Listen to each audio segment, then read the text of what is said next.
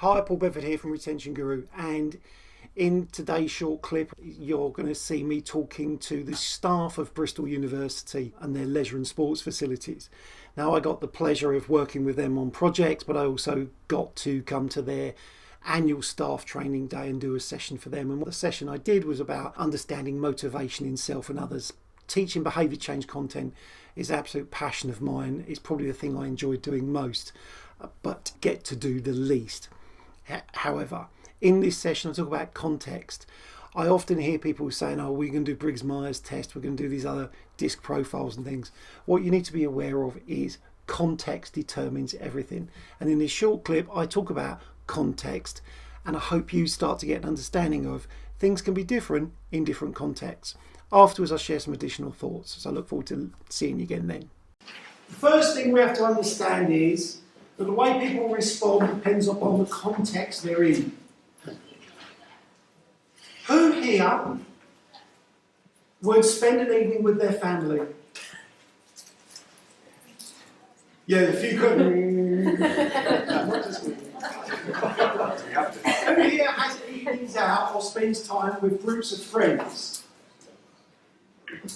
Occasionally, who here, and this could be a crossover, spends time with their colleagues outside of work? Right. Who here behaves differently in each of those contexts? There's a slight variation. Yeah? The reason it always usually kicks off at weddings is the types of people who are your friends aren't the types of people who are your family. Yeah. Who here knows you've got different groups of friends, and in some groups of friends you behave one way, and in another group of friends you behave slightly differently? Or you get to work and suddenly you become very posh. And then you see one of your friends walking down the street and you're like, oh no. Context is everything. I know when people do things like Myers-Briggs, which is a psychological profiling type exam, it's right, but as far as I'm concerned, it's right for the context in which the questions are. So if the questions are asked based around work, you answer one way. If it was around relationship, you'd answer slightly different. And you change who you are based on the context. If you don't think you've got to come out the front and describe what you want to talk about, you'll probably talk more openly. If I say to you, part of this, you'll have to come out the front and talk about it, you'll be more guarded. Because I'm going to change the context. I don't want to share it with you, I don't want to share it with everybody else. So, context drives everything. The way I behave at work is a different context to the way I behave at home. And it might be different if the context is when I'm out with my friends or if I'm at a party.